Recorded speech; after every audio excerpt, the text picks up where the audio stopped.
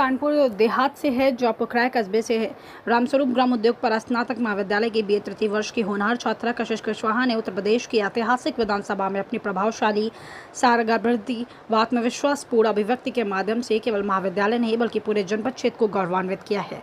बता दें कि उनके विषय के प्रति गहन समझ, तार्किक प्रस्तुति तथा राष्ट्रहित के प्रति प्रतिबद्ध चिंतन युवा शक्ति के सशक्त और प्रेरक पहचान है। यह उपलब्धि समस्त छात्र छात्राओं के लिए प्रेरणा स्रोत है तथा महाविद्यालय की शैक्षणिक गुणवत्ता, मार्गदर्शन एवं संस्कारों का जीवंत प्रमाण है।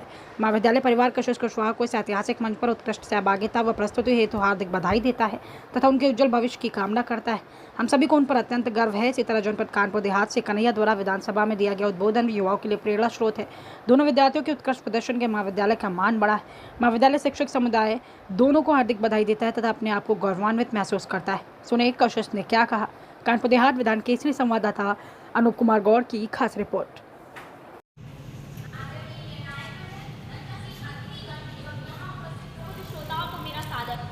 मैं कशिश कुशवाहा कानपुर देहात की पावन धरती से आज 140 करोड़ भारतीयों के उस संकल्प की बात करने आई हूँ जिसे हम विकसित भारत 2047 कहते हैं।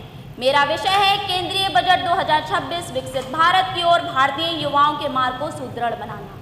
साथियों, केंद्रीय बजट 2026 केवल आंकड़ों का संकलन नहीं, ये उन सपनों का निवेश है जो छोटे शहरों, गांवों और कस्बों में पनप रहे हैं। ये उन माता पिता की आशा है जो सीमित साधनों के बावजूद अपने बच्चे को असीम ऊंचाइयों तक पहुंचते देखना चाहते हैं। ये उन युवाओं की आकांक्षा है जो परिस्थितियों से समझौता नहीं बल्कि उन्हें बदलने का साहस रखते हैं। ऐसे में जब शिक्षा और कौशल विकास के लिए 70,000 करोड़ का प्रावधान किया जाता है, जब semiconductor mission, AI, digital infrastructure जैसे क्षेत्रों को बढ़ावा दिया जाता है, तो ये बजट कहता है सीखो, केवल परीक्षा के लिए नहीं, जीवन के लिए। कौशल विकसित करो, केवल नौकरी के लिए नहीं, नवाचार के लिए आगे बढ़ो, अपने लिए नहीं, राष्ट्र के लिए। ऐसे में ऑरेंज इकोनॉमी पर जोर देना एक ऐतिहासिक पहल है, जहां कंटेंट क्रिएशन, डिजिटल मीडिया केवल शौक नहीं बल्कि वैश्विक अर्थव्यवस्था के मजबूत स्तंभ बन चुके हैं। मान्यवर, विकसित भारत की कल्पना सशक्त बेटियों के बिना अधूरी है। स्टेम में लड़कियों के बढ़ते अवसर सामाजिक न्याय की ओर मजबूत कदम है। आज जब भारत की बेटियां अंतरिक्ष से लेकर स्टार्टअप तक नेतृत्व कर रही हैं, तो ये बजट उनके हौसलों को और ऊंची उड़ान देने का वादा करता है। साथ ही हरित हाइड्रोजन और ग्रीन ग्रोथ जैसे प्रयास इस बात का प्रमाण है कि हमारी प्रगति आर्थिक ही नहीं बल्कि पारिस्थितिक भी होगी। लेकिन इसके साथ कुछ गंभीर प्रश्न भी हैं। क्या केवल बजट प्रावधान से परिवर्तन संभव है? क्या हर युवा तक ये अवसर पहुंच पा रहे हैं?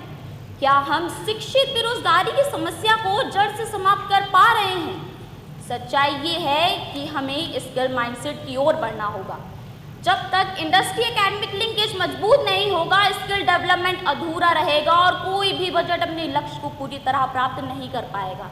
हमें जॉब सीकर्स नहीं, जॉब क्रिएटर बनना होगा, क्योंकि हमें शिक्षित बेरोजगारों की भीड़ नहीं बल्कि हुनरमंद समाधानकर्ताओं की फौज चाहिए।